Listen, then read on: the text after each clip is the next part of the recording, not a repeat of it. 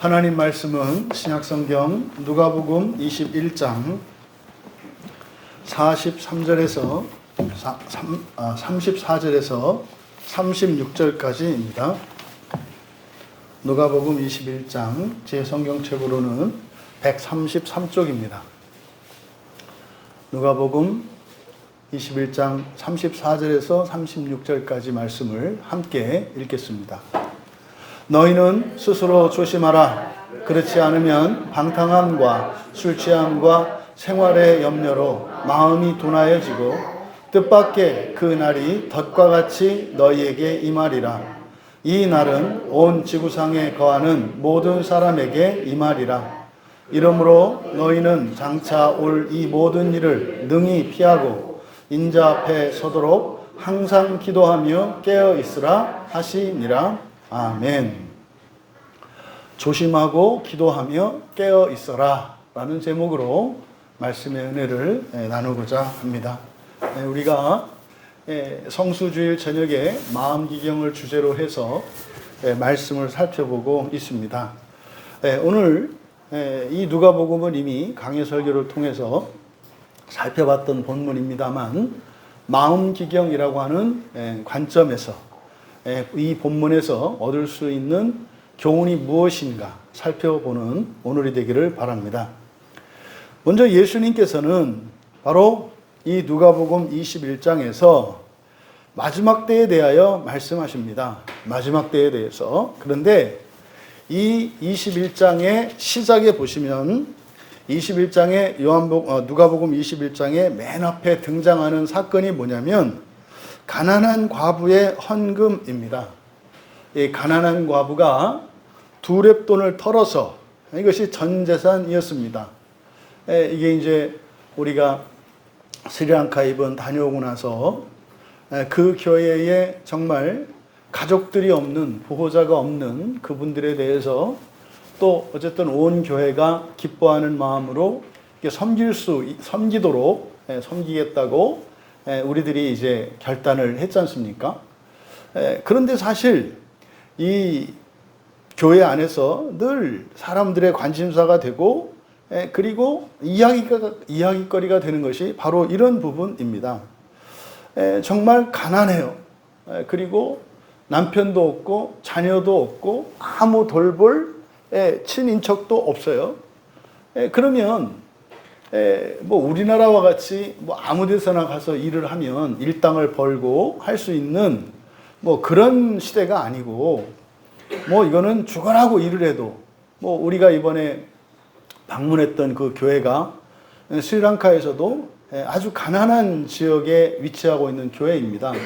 그래서 주로 그 동네의 분들이, 그 지역에 사시는 많은 분들이 뭐 여러분들이 가끔 이제 사진 같은 데서 보는 그 푸르른 그 녹차밭에서 뒤에다가 사람 몸집만한 큰 대바구니를 짊어지고 찻잎을 따는 그런 사진을 여러분들이 보신 적이 있을 거예요. 그러니까 이제 보는 사람들은 거기서 이제 광고에 그 사진을 등장시키는 거는 이 스리랑카의 녹차가 이렇게 청정한 지역에서 이게 질 좋은 그런 녹차다. 근데 이제 저한테는 그 찻잎이 보이는 게 아니라 그 찻잎을 따는 그 분이 보이거든요. 왜냐하면 그분의 삶이 어떤지 아니까. 그분들이 하루에 보통 2,000원 정도 일당을 받는다고 하는데 비가 오면 일을 못 하잖아요. 그러니까 이래저래 비 오는 날 빼고 못 빼고 이렇게 하면 이른 아침부터 저녁까지 죽으라고 그 산 비탈진 곳에 가서 찻잎을 죽으라고 그 바구니에 채워서 갖다 쏟아붓고 또 이렇게 해서 하루 받는 일당이 2,000원 정도예요. 그럼 한 달에 버는 소득이라 그래야 뭐 5만 원이 채 안 될 겁니다.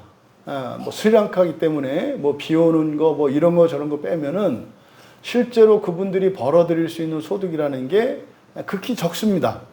그런 가난한 지역에 위치한 교회예요. 그러면 뭐 그 교회 이야기를 했을 때 그 여인들이 한 달 버는 그 생계비, 찻잎을 따서 버는 하루에 2,000원이 그분들의 하루 또는 이틀치의 양식값일 거라고요. 그러면 분명히 그 교회에 그런 교인들이 있어요. 오늘 주일이었으니까 이제 예배를 마쳤겠죠. 거기에 와서 또 이제 헌금을 했을 거란 말이에요. 그게 지금 21장에 나오는 이 가난한 헌금을 한 가난한 과부에 대한 이야기입니다. 그러면 과연 저렇게 할 필요가 있는가?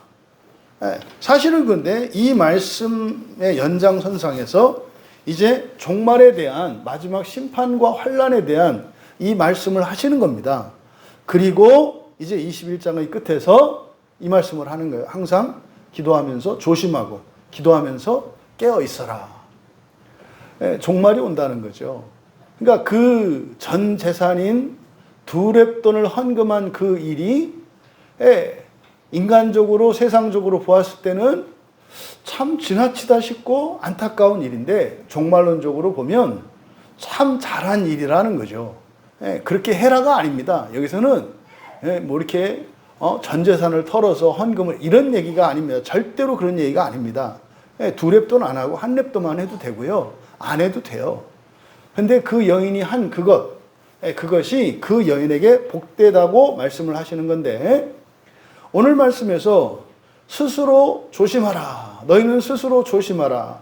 이때 우리말 성경에 조심하다라고 번역된 단어들이 여러 가지 단어들입니다. 그런데 여기서 조심하라라고 번역한 이 단어는 무엇을 향하여 라고 하는 프로스, 목표 지점을 나타내는 프로스와 무엇을 가지다라고 하는 에코가 합쳐져서 만들어진 단어예요. 그러니까 프로스 에코니까 무엇을 향해서 가져라. 이게 뭡니까? 목표의식이죠. 목표의식, 목적의식입니다. 목적의식을 가져라. 목표의식을 가져라. 이게 조심하라는 말이 여기서.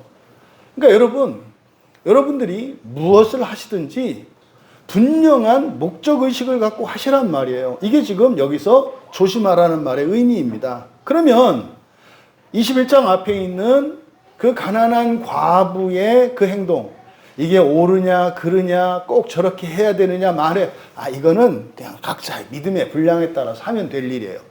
그런데 중요한 것은 그 여인이 왜 그렇게 했는가예요.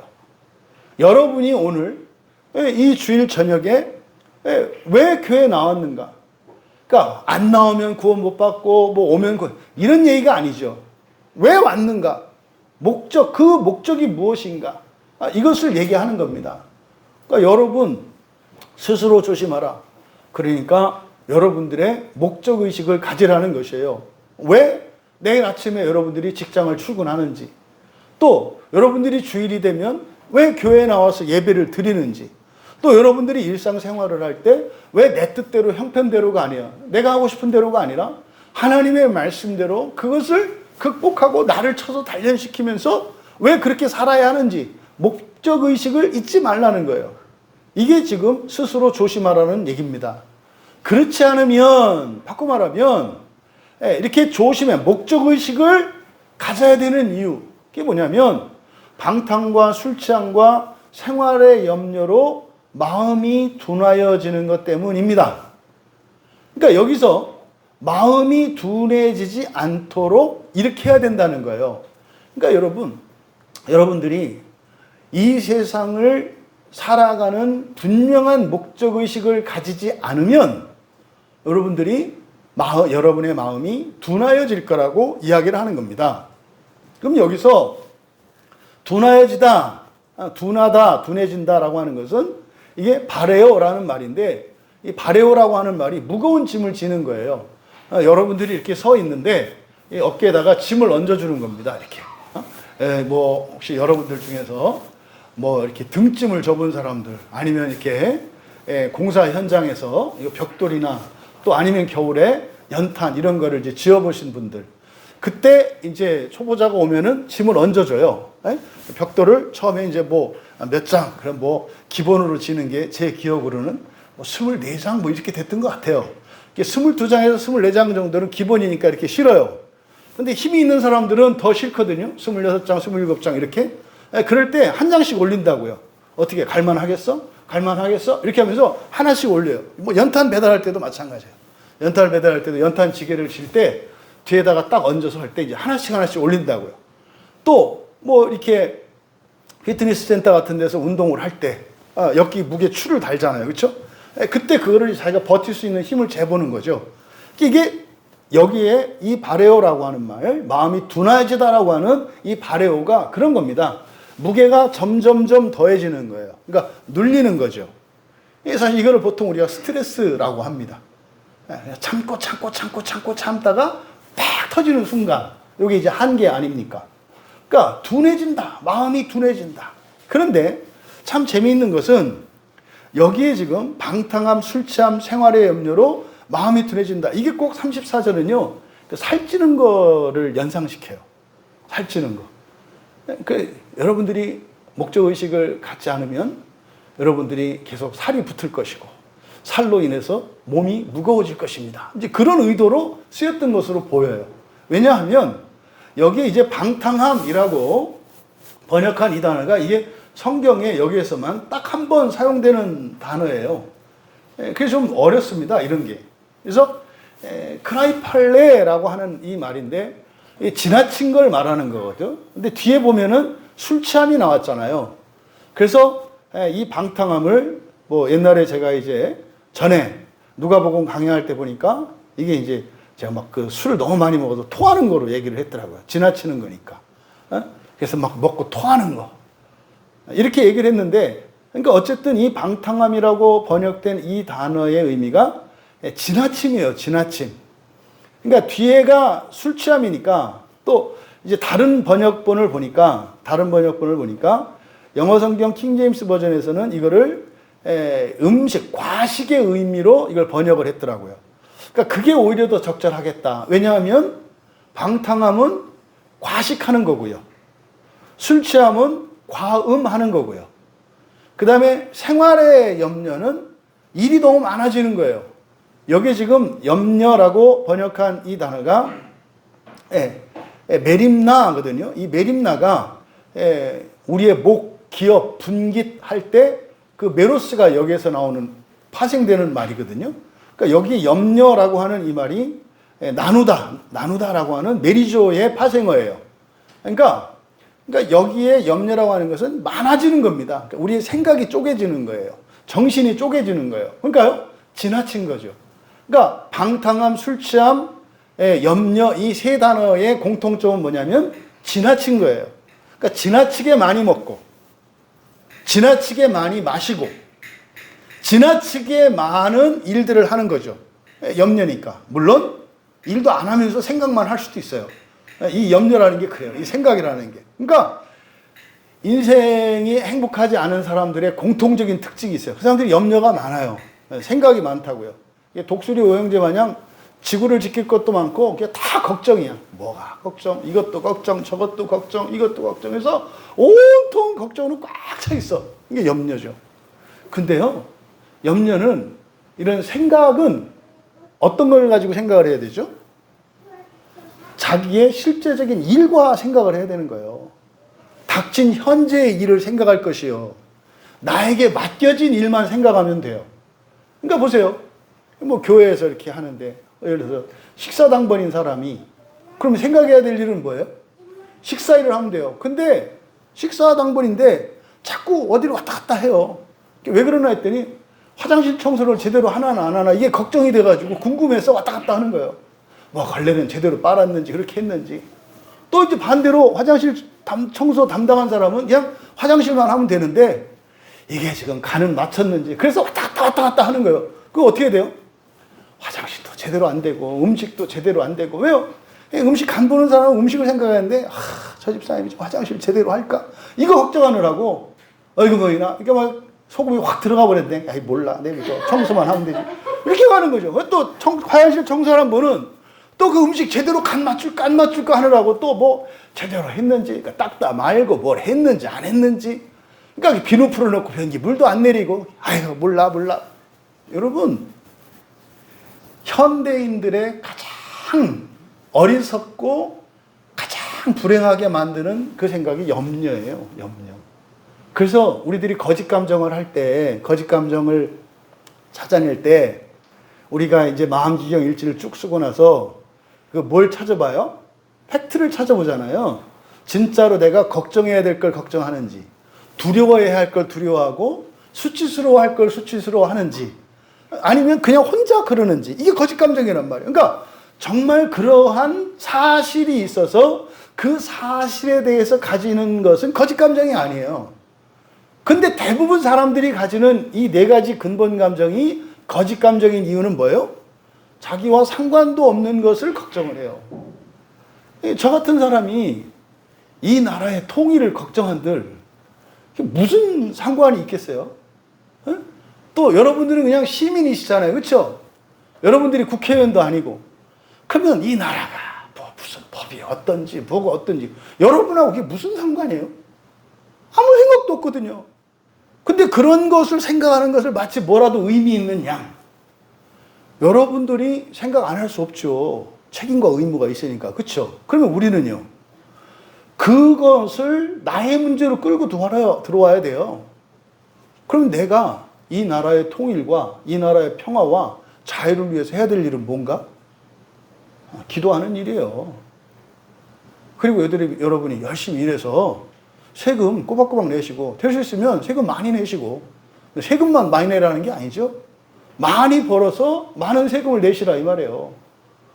그리고 누가 어려운 데 있으면 가서 도와주고 말이죠. 이게 우리가 해야 될 일이에요. 그런데 자꾸 다른 사람이 해야 될 일, 다른 사람에게 맡겨진 일을 가지고 걱정을 해요. 이게 생활의 염려예요. 지나치는 거죠. 그러니까 지금 여기에 세 가지, 방탕, 술 취함, 생활의 염려, 이걸 부정적으로 이야기를 했습니다만 사실 여러분 생각해 보세요. 누가 이럴 수 있죠? 과식하고 과음하고 이렇게 뭐 그냥 발이 이렇게 넓고 이렇게 막 여기저기 오지랖 하고 이런 사람들이 어떤 사람들이 하죠? 이게요, 여러분, 가난하고 병들고 할 일 없고 능력 없는 사람들이 이런 거 할 수 있어요? 못해요. 다 이게 어떤 사람들입니까? 먹고 살만한 사람들이에요. 먹고 살만한 사람들은요, 물질적이고 현세적인 복이죠. 여러분이 예수를 믿어요? 반드시 하나님이 복을 주시거든요. 복을 주시면 어떻게 돼요? 정말로 먹고 살만해져요. 됩니다. 돼요. 여유도 생기고 이렇게 된다고요. 그리고요, 여러분들에게 힘도 생기고 어떠한 기회들도 주어져요. 그러니까 이런 일들이 우리에게 왔을 때 그럼 주어진 그것을 가지고 그냥 계속 살아가면 되는데 이게 지나치게 되는 일이 일어나는 거예요. 그러면 어떻게 된다? 마음이 둔해진다. 여러분, 여러분에게 하나님이 물질적이고 현세적인 복을 주실 때 이때 어떤 일이 일어날 수 있다는 거예요? 마음이 둔해질 수 있다는 거예요. 이걸 여러분들이 잘 살피셔야 돼요. 근데 말입니다. 뭐 좀 둔해지면 어때요? 밥 많이 먹고 많이 먹어서 뭐 이렇게 살도 좀 붓고 그럼 어때요? 뭐 귀티도 나고 좋지 뭐 잘못이야? 그 다음에 이것저것 생각하고 이렇게 고민도 많고 그럼 어때요? 세상 사는 거로는 별일 없어요. 그런데 그런 일이 일어났을 때 그런 경우에 어떤 일이 일어날 수 있다? 마음이 둔해질 수 있다. 마음이 무거워질 수 있다. 이게 굉장히 심각하고 중요한 일이라는 거예요. 마음이 둔해지는 거. 그럼 보세요. 그러면요, 왜 이 마음이 둔해지는 게 문제인가? 뜻밖의 그 날이 덫과 같이 너희에게 임하리라. 여기서 이 그 날이라고 하는 것은 마지막 때의 날이고요. 사실은 이 그날을 심판의 날 이래서는 잘 와닿지 않아요. 지옥이에요, 지옥. 지옥에서 살아야 하는 날입니다. 지옥을 걸어가야 하는 날입니다. 그게 그날이에요. 그 날이 덫과 같이 너희에게 임하다 에르코마에 오는 거예요. 갑자기 그 지옥에서의 삶이 너의 인생에 닥칠 거야. 그러면 마음이 둔해지는 것과 바로 그 날이 덫과 같이 임하는 것은 상관관계가 있잖아요. 그러면요, 마음이 둔해져서는 그날에 다시 말해서 그 지옥에서 살아야 되는 그것을 피할 수가 없다는 거예요. 그러니까 마음이 둔해지면 안 된다는 거예요. 그래서 어떻게 해라? 목적의식을 갖고 살아가라. 그럼 34절에서 예수님께서 말씀하시는 이 목적의식이 뭡니까? 나는 절대로 지옥 가지 않는다요. 오전에 우리 주일 예배 설교 주제가 어쨌든 죄의 용서였잖아요. 여러분들이 세상을 살고 교회를 다니고 성경을 읽고 하는 가장 중요한 목적이 죄의 용서예요. 그것이 성화의 삶이고요. 죄의 용서예요. 그럼 죄의 용서가 실제적으로 종말에는 무엇과 관계되어 있다는 거예요? 지옥에 갈 거냐 말 거냐요. 여러분, 예수 믿었다고 지옥 안 가는 거 아니라니까요. 지금 예수님은 여기서 마음이 둔해지면 그 나라에, 그곳에 갈 수밖에 없다고 말씀하는 거예요. 그런데 이 마음 둔해지는 게 바로 앞에서 방탕 술 취한 생활의 염려인데 이건 뭡니까? 넘치는 거잖아요. 그러니까 이 넘치는 건 뭡니까? 나누어 먹어야 할 것을 나누어 먹지 않고 혼자 먹은 것이고, 나누어서 마셔야 할 것을 나누어 마시지 않고 혼자 마신 거고, 그리고 자기가 해야 될 생각도 아닌데 하는 것이고, 이랬을 때 마음이 어두워진다, 마음이 무거워진다는 거예요. 그런데 이게 어떻다? 이게 종말에 지옥과 관련이 있다고 예수님이 말씀합니다. 그러면서 35절에서 예수님께서 이유를 설명해요. 왜 그날이 덫과 같이 임하는 것? 왜 덫과 같이 그날이 임한다고 하느냐? 왜냐하면 35절은 왜냐하면 가르 이렇게 시작을 해요. 왜냐하면 이 날은 온 지구상에 거하는 모든 사람에게 임할 것이기 때문이다. 그러니까요, 우리의 현재의 상태는 지옥을 유예받고 있는 상태예요. 지옥을 유예받고 있는 상태. 지금 종말이 딱 오면 어떻게 되는 거예요? 한 사람도 빠짐없이 어디에 간다? 지옥에 간다는 거예요. 이게 35절이에요. 온 지구상에 거하는 모든 사람에게 이 날이 임할 것이다. 모든 사람이 지옥 간다는 얘기예요. 이러므로 너희는 장차 올 이 일을 능히 피하고 인자 앞에 서도록 항상 기도하며 깨있으라. 여러분, 예수님이 이 땅에 오신 이유가 뭐라고 지금 여기서 우리에게 가르쳐 주십니까? 모든 사람이 가지 않을 수 없는, 피할 수 없는 그 지옥을 건너뛸 수 있게 하기 위해서 예수님이 오셨다는 것을 가르쳐 줘요. 여러분들이 그 사형리 전도법이나 우리가 예전에 연화도 처음 전도 갈 때 그 전도 그림 생각나시죠? 지옥이 있고 그 위에 다리가 있잖아요. 이 다리가 뭐예요? 이게 유월. 그러니까 지옥 밑으로 걸어가는 게 아니라 거기를 뛰어넘는 거예요. 그게 예수님이 오신 목적이고 예수님께서 길을 내어주신 게 바로 그거거든요. 그러니까 여러분, 모든 사람 앞에 지옥이 놓여 있어요. 이걸 안 믿는 거예요, 사람들이. 모든 사람 앞에 지옥이 놓여 있다고요. 이제 가면 애굽에서 출애굽하는 이스라엘 백성들이 애굽을 떠나서 탈출하기 위해서 갈 때 앞에 뭐가 놓여 있어요? 홍해가 놓여 있잖아요. 거기는 물이잖아요, 물. 지옥은 불로 되어 있는 거예요. 불바다가 앞에 놓여 있다니까요. 피할 수 없어요, 여러분. 모든 사람의 인생의 끝에 가면 불바다를 만날 거라는 거예요. 이걸 우리가 지옥이라고 말해요. 그럼 이스라엘이 만났던 홍해바다가 장차 모든 사람이 마주하게 될 불바다라고 얘기를 하는 거예요. 그때 이스라엘 백성들이 물에 빠져 죽지 않고 건너갔던 것을 기억하십시오. 우리가 세례를 받는 게 바로 그것을 위한 거거든요. 그러니까 예수님이 오셔서 그 불바다인 지옥에 빠지지 않고 그 뜨거움을 견디지 않고 그를 건너뛸 수 있도록 한 게 예수님이 내어주신 구원의 길이에요. 그러니까 보다 구체적으로 예수님이 이 땅에 오신 목적 이렇게 얘기한다면 무엇 때문인가요? 지옥에 가지 않도록. 지옥은 어떤 사람이 잘못해서 가는 데가 아니에요. 불교에서 가지고 있는 그 아수라의 지옥의 지옥은 죄를 지으면 지옥 가죠. 죄를 지으면 지옥 가잖아요. 그래서 죄를 짓지 않고 살려고 애쓰고 노력을 하잖아요. 근데 성경은 그렇게 얘기하지 않아요. 모든 사람 앞에 불바다가 놓여 있다고 말을 해요.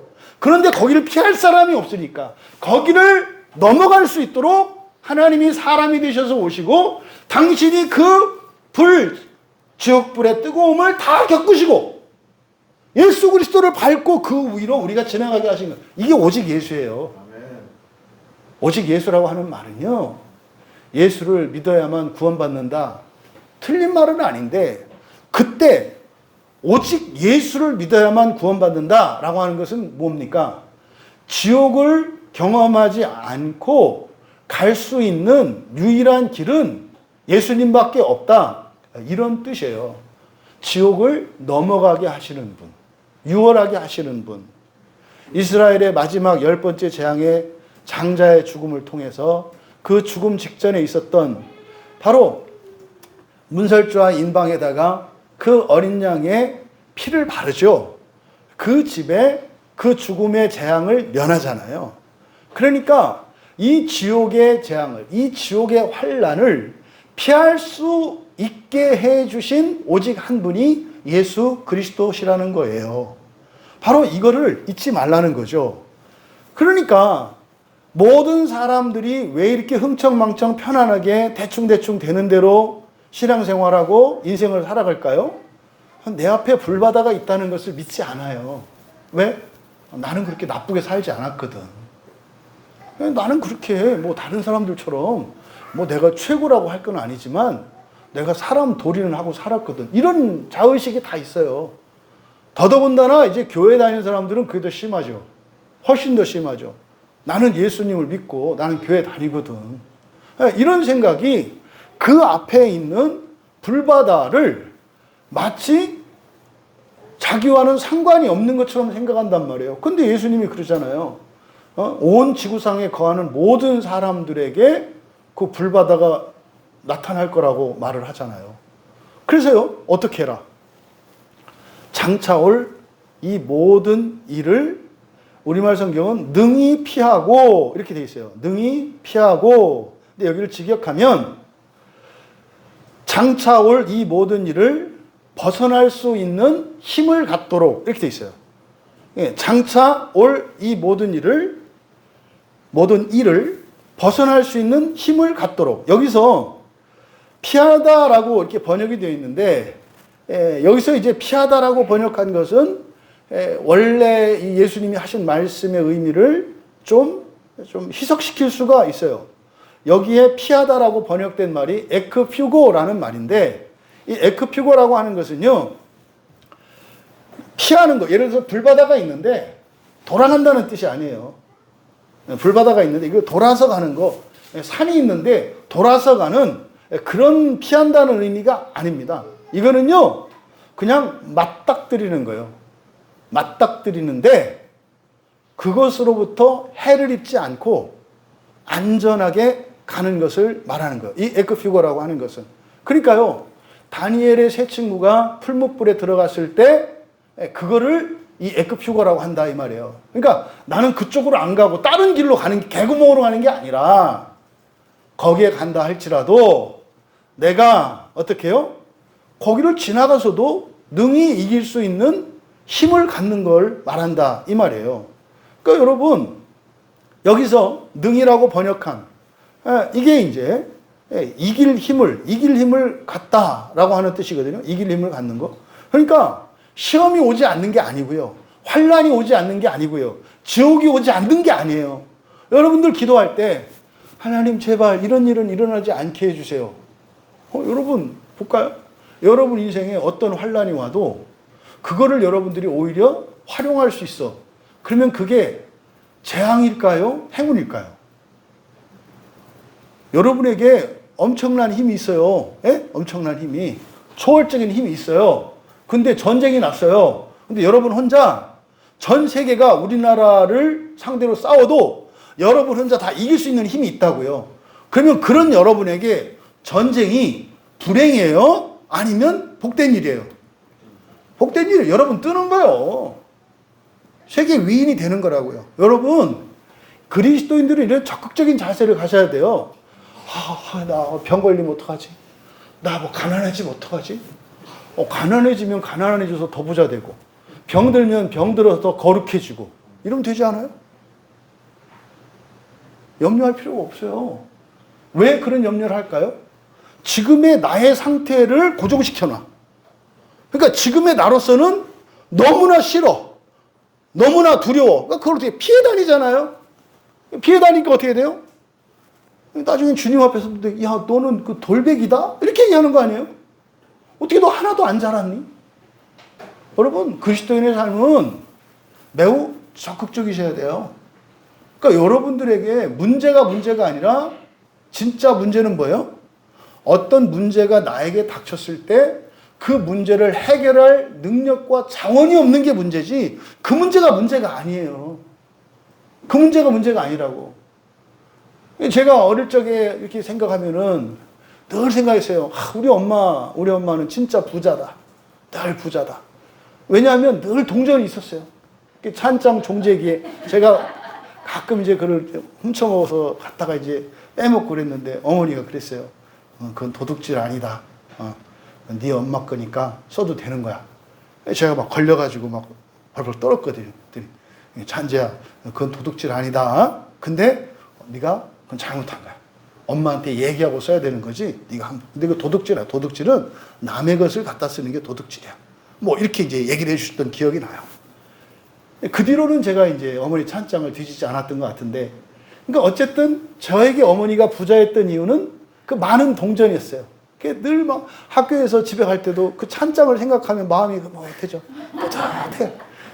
가면은 또 그 털어가지고 아이스크림 깨알을 먹을 수 있고 심리학당 하면 이게 막 푸근해.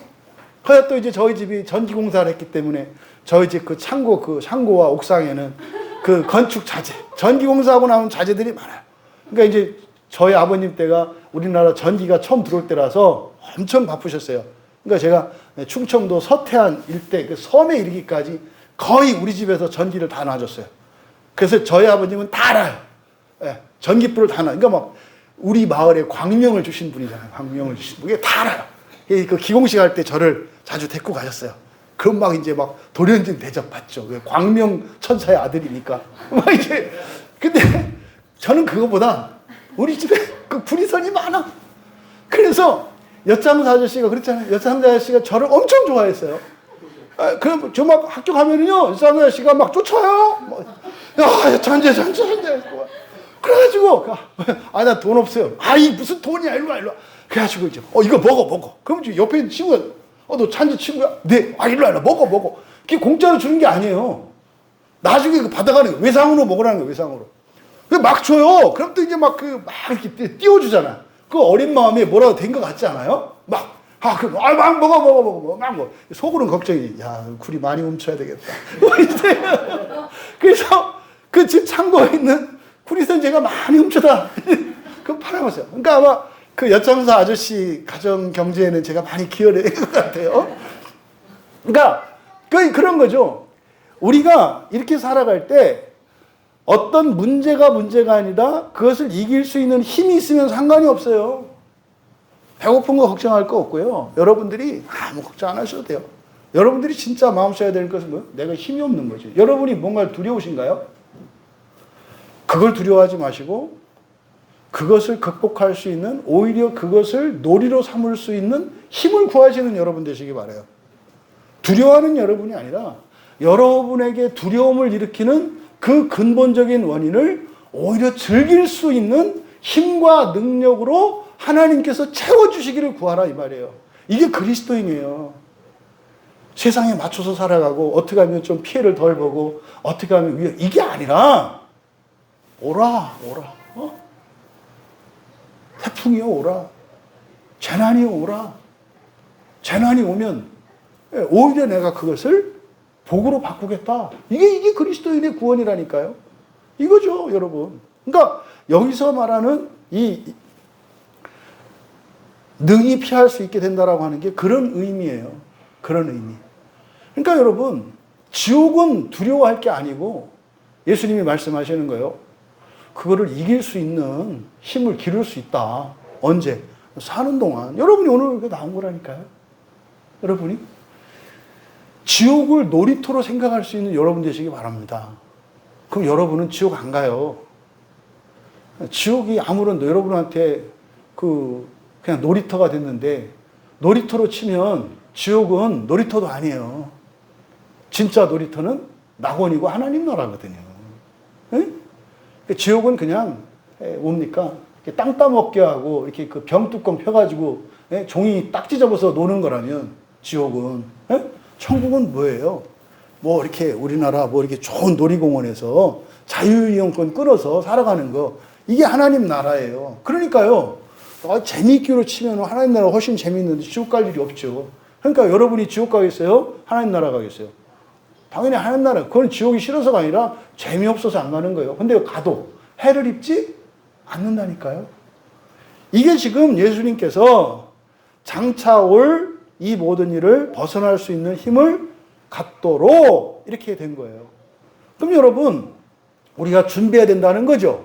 또 두 번째로, 인자 앞에 서도록. 인자 앞에 선다는 게 뭡니까? 인자 앞에 선다. 뭐 오늘 아침에도 요한계시록에서 사도 요한이 성령을 나타낼 때 보좌 앞에 있는, 그의 보좌 앞에 있는 7영 얘기를 했잖아요. 그 앞에 하나님 앞에 선다는 뜻이죠. 우리가 하나님 앞에 선다는 것은 어떤 의미입니까? 부활한다는 의미예요. 부활한다는 의미예요. 그러니까 우리가 어떻게 해요? 인자 앞에 설 수 있는 힘, 그러니까 부활할 수 있는 힘이에요. 그러면 이 모든 일을 벗어날 수 있는 힘을 갖는 것, 그리고 인자 앞에, 다시 말해서 부활하는 힘을 갖는 것, 이게 뭘까요? 여러분, 부활은 우리가 하는 거예요? 우리가 은혜를 입는 거예요? 부활은 우리가 할 수 없는 거예요. 부활할 수 있는 힘은 누구의 힘입니까? 하나님의 힘이고, 보다 구체적으로 그리스도의 힘이에요. 그러니까 여기서 그 힘을 가져라. 이 모든 일을 벗어날 수 있는 힘을 가져라. 인자 앞에 설 수 있는 힘을 가져라. 이건 뭡니까? 그리스도의 은혜를 덧입을 수 있도록 준비하라는 얘기죠. 이 힘은 그리스도의 힘이니까. 그러니까 그리스도의 힘은 그리스도께서 나를 죽음과 동시에 낙원으로 옮기시고 하나님의 나라가 이 땅에 임할 때 부활시켜 주시는 힘이에요. 그 힘은 나의 힘이 아니라 누구의 힘이에요? 그리스도의 힘이에요. 그러니까 우리는 이 힘을 쌓는 게 아니에요. 우리가 즉시 주님의 부활의 은혜를 입을 수 있도록 하는 거죠. 그럼 여러분, 우리가요, 이 벗어날 수 있는 힘, 또 그 앞에 설 수 있는 힘을 갖기 위해서 사도 바울은 골로새서 1장 24절에서 그렇게 말씀을 해요.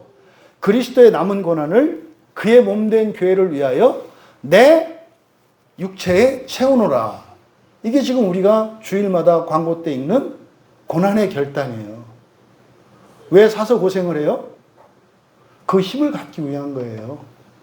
왜 여러분들이 용서하면서 그 아프고 힘든 상황을 견뎌야 돼요? 그게 주님의 몸된 교회를 위하여 그 남은 고난을 내 육체에 채우는 거예요. 이게 현재의 삶 속에서는 괴로운 일이에요. 그만두고 싶은 일이에요. 쓸데없는 일처럼 느껴지는 거예요. 바보 같은 일이에요. 왜? 대부분 그렇게 안 하거든요. 근데 왜 그렇게 살아야 해요? 바로 모든 일을 벗어날 수 있는 힘을 갖기 위한 것이고, 그 보좌 앞에, 영광스러운 주님의 보좌 앞에 부활할 수 있는 힘을 갖는 거예요. 힘이라고 얘기했지만 이 힘은 뭡니까? 그 은혜를 입는 거다 말이에요. 여러분들이 인생관이 바뀌셔야 돼요. 남은 고난이 없습니까? 그리스도의 남은 고난이? 무천년주의자들은 없다고 그러죠. 펄쩍 뛰어요. 예수님이 십자가에서 다 죽으셨는데 무슨 남은 고난 같은 게 있어. 그런 거 없어. 이렇게 얘기한다고요. 그러고 나서 자기 마음대로 이렇게 살아가죠. 이 다음에 불바다에 가서 만날 거예요. 후회하겠죠. 아니, 성경이 그렇게 말씀을 하는데요. 바울 사도도 그리스도께서 남은 고난을 남기셨고 그 고난을 자기 육체에 채우느라고 그렇게 억울하고 분통 터지고 답답하는 인생을 꾹꾹꾹꾹 참고 살았다고 얘기를 하는데요. 그런데도 끝까지 참았던 이유는 뭐예요? 앞에 불지옥이 있는 걸 알았기 때문이에요. 예수님 말씀 알았으니까. 그게 거기를 넘어갈 수 있는 힘을 가지게 되는, 다시 말해서 죽음과 함께 즉시 부활의 은혜를 입을 수 있는 것이라는 것을 알았기 때문에 그렇게 살았던 거예요. 또 여러분들이 여러분 자신, 하나님 편에서는 사실은 여러분들을 지옥을 거치지 않고 즉시 부활시켜 주시기를 원하세요. 근데 여러분이 너무 양심적인 분들이셔서 여러분이 안 그런다니까요. 그냥 우리가 죄 있는 상태로, 회개하지 않고 죄 있는 상태로 죽었다고 칩시다. 주님은 여러분이 그냥 지옥 안 가고 그냥 이렇게 낙원으로 가면 그래 잘했다 하실 거라고요. 근데요, 그 순간만큼 우리가 왜 이렇게 정직해지는지, 한 번도 내가 거짓말을 안 한 것처럼, 양심을 속이지 않은 것처럼 딱 가서 어떻게 하는 거예요? 주님, 저는 지옥 가야 마땅해요. 간다는 거예요. 이거를 못 바꿔요, 주님이. 그럼 여러분, 주님의 은혜를 덧입는 것과 우리가 양심의 송사를 받지 않는 것, 이것이 또한 준비되어야 하거든요. 그래서 여러분들이 정죄하지 않을 수 있어야 돼요. 조심해야 됩니다. 정죄하지 않는다는 것은 파렴치하고 뻔뻔해지고 두려움 없어지는 걸 말하지 않아요. 여전히 부끄러움이 있지만, 여전히 그 죄로 인한 비참함은 있지만, 주님으로부터 멀어지거나 주님의 눈길을 피하지 않는 걸 말하는 거예요. 이것이 여러분의 의의 근거입니다. 그러니까 여러분들이 주님 앞에 섰을 때 우리가 완전히 회개된 상태가 아니에요. 여전히 죄와 허물이 남아있거든요. 그런데 아담과 하와처럼 숨고 뒤로 가는 게 아니라 주님 앞으로 나아갈 수 있게 하는 거, 이게 힘이에요. 또 다른 힘. 이 힘. 그러니까 사는 동안 우리가 일상생활에서 남은 고난을 우리의 육체에 채우며 하나님의 말씀을 따라 살아가는 거 실천적으로 필요하고, 또 하나는 우리의 내면의 정신상태, 우리의 인격성이 우리가 부족하지만 주님을 부끄러워하거나 두려워하지 않아야 한다고요. 이거는 뻔뻔함이 아니다 이 말이에요. 믿음이거든요, 믿음. 여러분, 창세기 6장이 중요하다고 그랬잖아요. 창세기 6장 8절 다시 한번 펴보세요. 창세기 6장 8절에 가면 아침에는 창세기 6장 7절하고 17절에 있는 마하라고 하는 단어에 대해서 살펴봤잖아요. 그러면 창세기 6장 8절에 가면 같이 이렇게 8절 9절 같이 읽겠습니다. 그러나 노아는 여호와께 은혜를 입었더라. 이것이 노아의 족본이라. 노아는 의인이요 당대의 완전한 자라. 그는 하나님과 동행하였으며. 여러분들이 성경을 생각하면서 좀 읽는 분들은 이게 풀리지 않는 구절 중에 하나예요. 노아가, 욥도 마찬가지입니다만, 이 노아 확실하게 성경에 이렇게 의인이라고, 당대의 완전한 자라고, 하나님과 동행한 자라고, 이러한 선언을 받은 사람이 없어요. 없어요. 그런데 뒤에서 하는 행색을 보면 별거 아니죠. 그러니까 이게 이제 우리가 그동안 성경을 제대로 못 봤기 때문이에요. 이게 지금 9절에 노아에 대한 의로움과 완전함에 대한 선언이 있잖아요. 이거의 원인이 뭐냐면 6장 8절이에요. 6장 8절이 노아가 의인이고 당대의 완전한 자고 하나님과 동행한 이유예요. 근데 6장 8절이 여호와께 은혜를 입었더라 이렇게 돼 있잖아요. 이게 이제 은혜 타령이에요. 은혜 타령. 이 그리스도인들이 가지고 있는 은혜 타령. 그쵸, 은혜래, 은혜. 은혜가 뭔데? 이게 은혜를 그렇게, 은혜의 대전제는 뭐라 그랬어요? 값없이 받는 것보다 더 우선하는 게 뭐라고요? 무한한 가치가 우선되어야 된다니까요. 무한한 가치가 은혜의 대전제예요. 무한한 가치가 먼저예요. 그래서 무한한 가치이기 때문에 그것을 값을 치를 수가 없어요. 이게 은혜의 핵심이라니까. 그런데 무한한 가치는 제껴버리고 공짜, 값없이 이것만 생각을 해.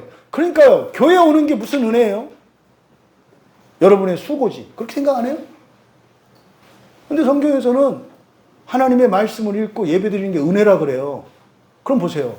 하나님의 말씀, 이 성경은 어떤 거다? 무한한 가치가 있는 거다. 교회 나와서 예배를 드리는 것은 무한 거다? 무한한 가치가 있는 거다. 여러분이 오늘 이 자리에 나온 것은 아주 잘한 일이다. 왜? 무한한 가치가 있는 자리에 나왔으니까. 이게 은혜의 핵심이에요. 그런데 가치를 모르고 자꾸 은혜만 얘기를 해. 그러니까 교회 가는 일이 너무 힘들어, 고단해. 왜? 이게 얼마나 가치 있는 건지를 모르는 상태에서 은혜 하니까 속으로는요, 이게 부하가 치밀어 오르는 거예요. 은혜 같은 소리 하고 있어. 내가 너한테 은혜지. 응? 내가 이 교회 나와주는 게 은혜지. 뭐 이렇게 되는 거야. 왜? 이 가치를 모르니까. 이 가치를. 은혜는 무한한 가치 있는 것을, 무한히 가치가 있는 것을, 값을 치를 수 없으니까 거저 주시는 게 은혜란 말이에요. 그럼 뭐 여러분 여기서요 노아는 여호와께 은혜를 입었더라 이렇게 번역을 해놨거든요. 이걸 직역하라면 어떻게 되냐면 지금 노아는 수동태죠. 받았죠. 은혜를 받았죠. 그러니까 이 교인들이 맨 받는 거에 익숙해져서 그저 하나님한테는 받기만 하는 줄 알아.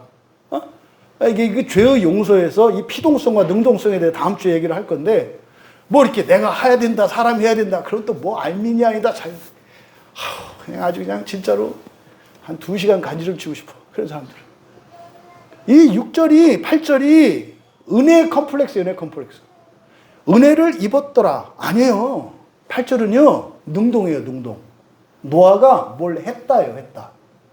그래서 9절에 선언이 나오는 거예요. 이 8절에 뭘 했기 때문에. 근데 이 8절을 그대로 직역하면 이래요. 노아가 여호와의 눈에서 은혜를 발견했다요. 노아가 여호와의 눈에서 은혜를 발견했다. 그래서 노아는 의인이고 당대의 완전한 자고 하나님과 동행한 사람이에요. 아담이 왜 하나님과 동행하지 않았어요? 지가 튀었어요. 지가 튀었다고. 왜? 하나님 눈에서 은혜를 발견할 수가 없어. 왜? 양심의 송사 때문에. 나는 혼날 거야. 이거예요. 왜 노아가 의인이에요? 이제 뒤에 나오는 얘기 아시잖아요. 성경이 그렇게 노아에 대해서 뭐 대단한 평가를 안 내린다고요. 근데 여기는 그렇게 했잖아요. 그러니까 창세기 6장에서 노아가 이렇게 의인이었고 완전했다라고 하는 평가는 그 의의 근거, 노아의 의의 근거, 완전함의 근거, 하나님과 동행한 근거가 뭐였다? 여호와의 눈에서 은혜를 발견한 것. 여러분들이 교회에서 설교를 듣고 하나님, 여호와의 눈에서 은혜를 발견할 수 있는 여러분 되시기 바랍니다. 그게 의인이에요. 그게 완전한 자예요. 그게 하나님과 동행하는 자예요. 노아는요, 죽었어요. 심판대 앞에 갔어요. 어디로 갔을까요? 네? 이 상태에서 낙원으로 갔다는 얘기예요. 선악과를 따먹고 나무 뒤에 숨었던 아담과 하와가 죽었어요. 그 자리에서 죽은 거예요. 그 자리에서. 그 뒤까지 그랬다는 게 아니라 이렇게 나무 뒤에 숨어 있을 때 그때 죽어가지고 이제 심판대 앞에 갔어요. 그러면 심판은 하나님이 결정하시는 게 아니라고 그랬죠? 자기가 알아서 가는 거예요. 가고 싶은 대로. 가고 싶은 대로 가는 거라니까요. 근데 아담과 하와는 어디로 갔다고요? 지옥으로 갔고요. 노아는 어디로 갔다고요? 낙원으로 갔다고요. 낙원으로 갈 수 있는 여러분 되시기 바랍니다. 근데 그는 뻔뻔함이나 자기 확신이 아니라 그때 가면 확신이고 뭐고 없어요. 솔직해진다니까요. 솔직해져요. 자기의 감정이. 그래서 자기가 알아서 가는 거라니까요. 하나님이 지옥 이렇게 하는 게 아니에요. 전 지옥이에요 이렇게 하는 거예요. 하나님도 못 말려. 그래서 여러분들이 주님 앞에 서는 그 힘을 키우는 그 힘 중에 하나가 뭐냐면 여러분 마음의 자유로움이에요. 그 자유의 근거는 뭐예요? 하나님의 은혜예요. 하나님의 은혜. 그 은혜를 여러분이 발견할 때 그것이 여러분의 의의 근거가 되고 그것이 여러분의 완전함의 근거가 되고 그것이 여러분이 하나님과 동행하게 하는 거예요. 여러분, 그러니까 지금 예수님께서 바로 이 모든 일을 벗어날 수 있는 힘을 갖추고 또 바로 주님 앞에 설 수 있는 힘을 갖추는 것. 이것이 우리들이 해야 될 일인데 이것을 준비하는 이것이 무엇과 관계되어 있다는 거예요? 마음과 관계되어 있다는 거예요. 마음이 둔해지면 그걸 할 수가 없고 안 하게 된다는 거예요. 그러면 마음이 둔해지지 않으면 해야 될 일이 뭔가? 항상 기도하며 깨어 있으라. 기도하면서 깨어 있는 거예요. 기도하면서 깨어 있어라. 기도하면서 항상 깨어 있어라. 자지 말고 맨날 기도하라는 얘기인가요? 여기서 깨어 있어라, 깨어 있다라고 하는 아그리프네오 이 말은 뭐냐면요. 잠들어 있지 않는 거예요. 잠들어 있지 않는 거. 잠들어 있지 않는 거는 잠자지 말라는 얘기가 아니겠죠. 하나님이 쉼을 주셔서 낮과 밤으로 만드셨는데 잠은 하나님이 주신 거고 하나님이 사랑하시는 증거 아닙니까? 그러니까 잠자지 말라는 건 성경에 있을 수가 없어요. 근데 여기서 잠자지 말고 깨어 있어라 라고 하는 것은 뭐겠습니까? 실제로 잠을 자지 말라는 얘기가 아니라 해야 될 일을 하라는 거죠. 그러니까 깨어 있다라고 하는 것은, 잠자지 않고 깨어 있다는 것은 우리의 감각과 의식이 살아있는 걸 말해요. 근데 그냥 살아있기만 하면 소용이 없다니까요. 잠들어 있지 않으면 공부가 되나요? 뭐 해야 돼요? 공부해야죠. 뭐 하라는 거예요? 마음 기경하라는 거예요. 여러분의 마음을 기경하라고요. 하나님이 복을 주세요. 여러분이 마음 기경을 해요. 그러면 하나님이 복을 주세요.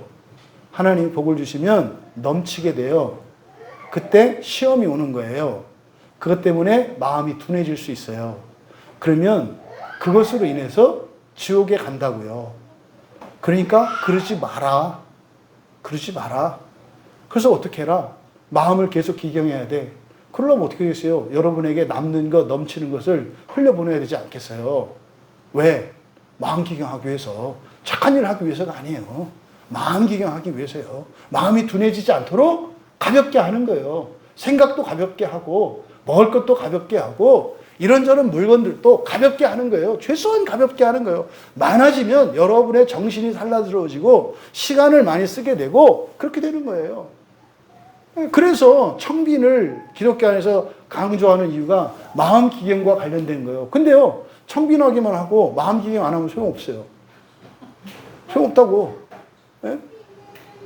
그렇죠? 예. 지난주에 그 책 하나 제가 소개시켜 드렸잖아요. 그 수도원이라고 하는 데가 마음을 지키려고 하는 데거든요. 이 사람들이 보면은 진짜로 마음 기경을, 그러니까 맨날 그냥 성경만 보면 되는 줄 알아요. 근데 성경이 뭔지 몰라. 그러니까 어떻게 해요? 오히려 더 이렇게 막 마음이 어두워져. 그래서 온갖 악과 부패의 온상이 돼버리잖아요.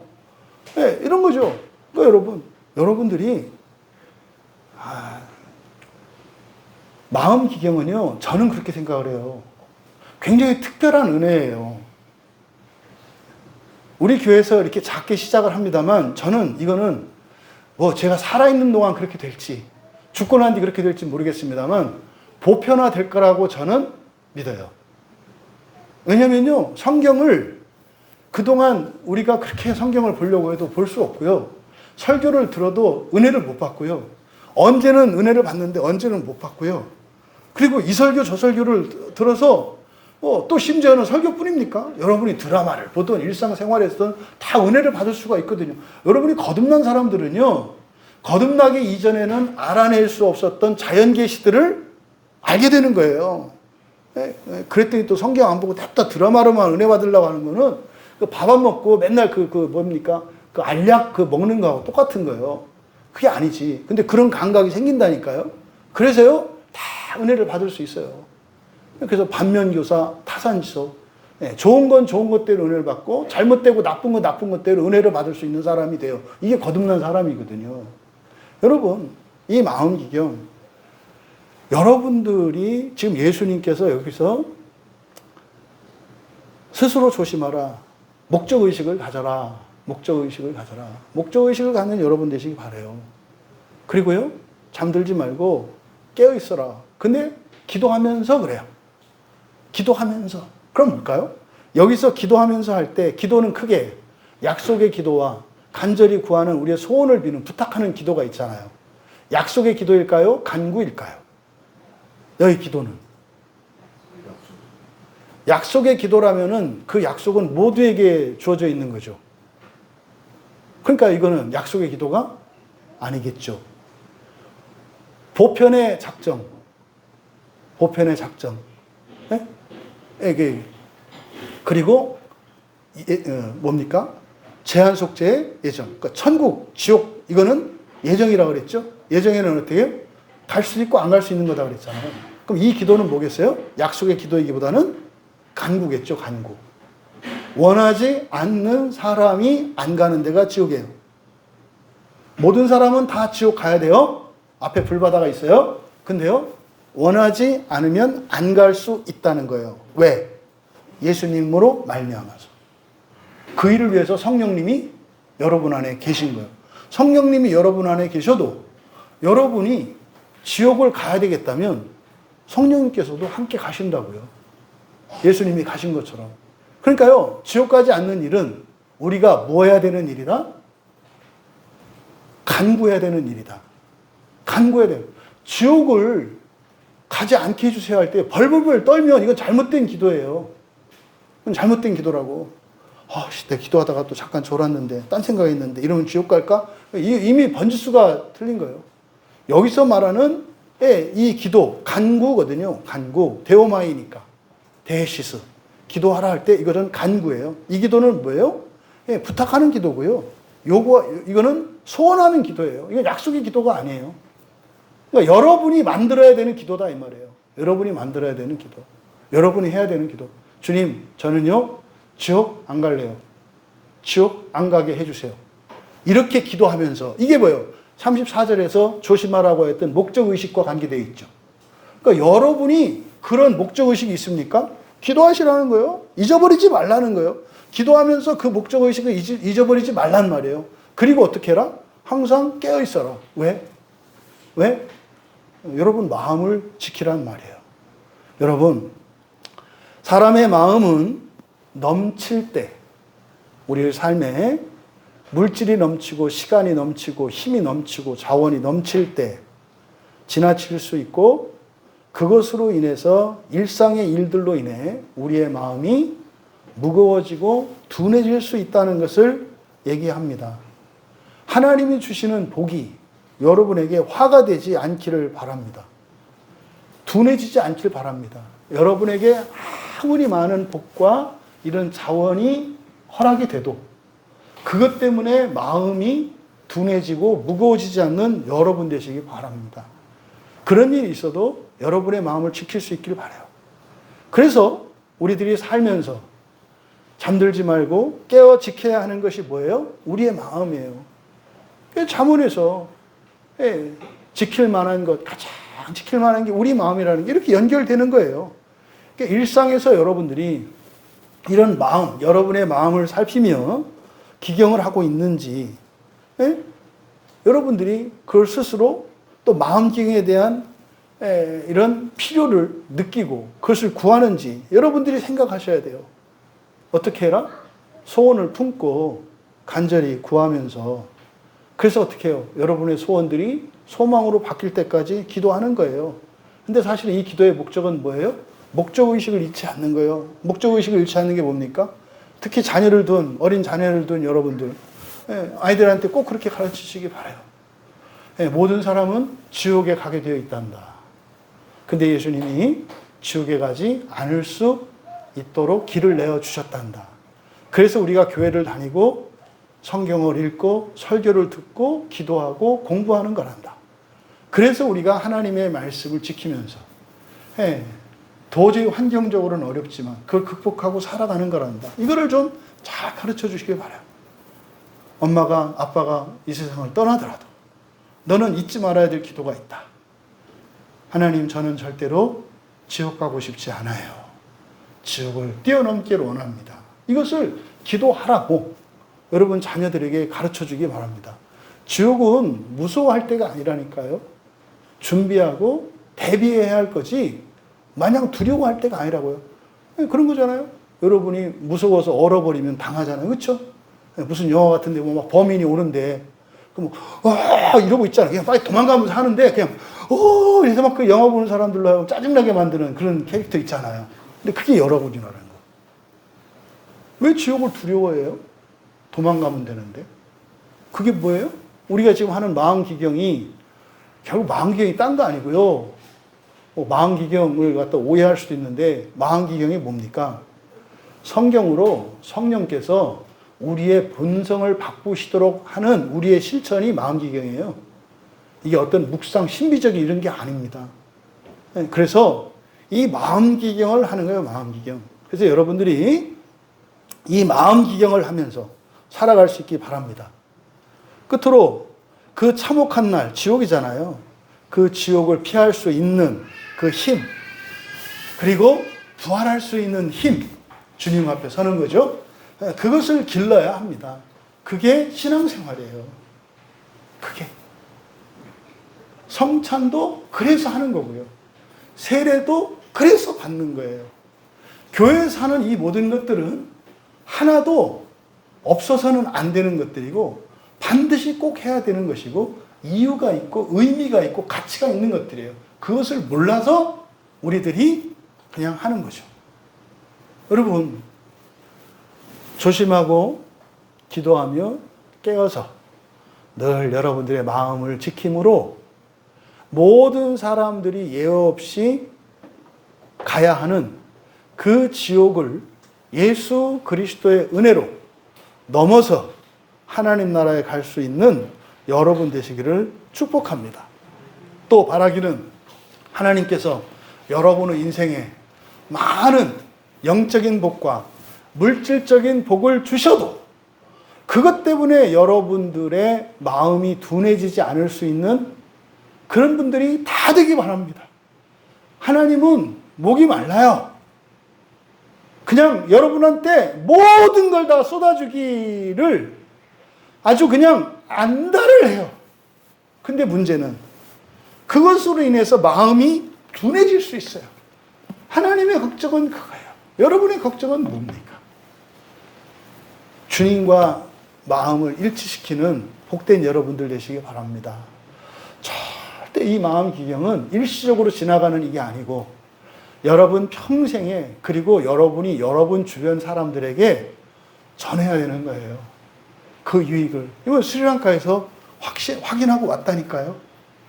그리고 뭐 제 신앙의 이 여정, 인생의 여정 속에서 제가 발견한 뭐 어떻게 보면은 뭐 결론과 같은 거예요. 현재로는. 이거면 모든 사람들이 자기가 원한다면, 원하지 않는 사람은 말고, 원한다면 은혜 받을 수 있고, 마음 변화되고, 본성 변화되고, 인생을 바꿀 수 있구나. 이것만큼 제가 확신하는 게 없어요. 이건 뭐 절대적인 것은 아니라고 할 수 있겠습니다만, 그렇다고 해서 이게 성경과 상관이 없는 것이 아니라 성경적인 것이기 때문에, 그렇게 우리 사랑하는 지체들 모두가 그 복을 누리시면 또 그 복에도 불구하고 마음이 무거워지지 않고 그래서 복에 복을 더해 주시고 그래서 여러분과 우리를 통해서 많은 사람과 많은 교회들이 살아나는 그런 은혜가 있기를 진심으로 축복합니다. 말씀을 생각하며 우리 함께 기도합니다. 여러분 이제 이 한 달을 또 이 한 주를 어떻게 사시렵니까? 여러분이 하도록 해야 하는 정해진 일들이 있을 겁니다. 습관적으로 반복적으로 하는 일이 있을 것이고 여러분이 예상 못했던 어떤 일들이 있을 것입니다. 상관없습니다. 여러분은 이렇게 살든 저렇게 살든 여러분으로 살 뿐이에요. 어떤 일이 와도 여러분에게 힘이 있으면 그거를 해결할 거고요. 여러분들이 아무리 대비를 해도 여러분이 힘이 없으면 넘어질 거예요. 그거 미리 생각하지 마세요. 여러분은 여러분으로 사시면 돼요. 실수하면 실수한 대로 하나님께 은혜를 구하며 새로운 힘을 가지게 될 거고요. 전혀 예상하지 못했던 문제가 다가올지라도 넉넉히 이길 겁니다. 그래서 오히려 여러분이 보람을 느끼고 하나님의 은혜를 경험하게 될 겁니다. 조금도 염려하지 마세요. 우리 함께 기도할 때 하나님, 내 마음이 어두워지지 않고 늘 내 마음을 기경하며 살게 하옵소서. 단 하루도 빠짐없이 내 마음이 기경되게 하옵소서. 중단하거나 물러서는 것이 아니라 늘 내 마음이 확장되게 하옵소서. 그때마다 하나님의 복이 주어질 때 주어지는 복으로 내 마음이 어두워지지 않게 하옵소서. 오히려 그것으로 더욱 내 마음을 기경하며 내가 살아가는 것 때문에 많은 사람들이 살아나는 인생을 살게 하옵소서. 우리 같이 기도합니다. 살아계신 하나님, 주 안에서 주님의 지체된 저희들 모두가 저희들의 마음이 늘 깨어있게 하시고 또한 깨어서 저희들의 마음을 기경하며 살기를 원하오니 사랑하는 주의 자녀들 한날 한날의 삶 속에 중단이 없는 마음 기경이 일어나게 하시고 마음 기경과 함께 하나님께서 더 큰 복과 은혜를 내려주실 때 그것으로 우리의 마음이 조금도 무거워지는 것이 아니라 오히려 그로 인하여 세상을 살리며 주님처럼 세상을 구원하며 살아가는 거룩하고 복된 성도들 다 되게 하여 주셔서 우리 광야교회를 통해서 교회의 영성이 회복되게 하시고 교회의 능력이 회복되게 하여 주셔서 이 땅의 모든 교회로 교회에 속해 있는 모든 교인들이 구원의 은혜를 날마다 누릴 뿐만 아니라 교회를 통하여 지역사회와 이 시대가 구원의 은혜를 누리게 하옵소서. 감사하며 예수님의 이름으로 기도하옵나이다.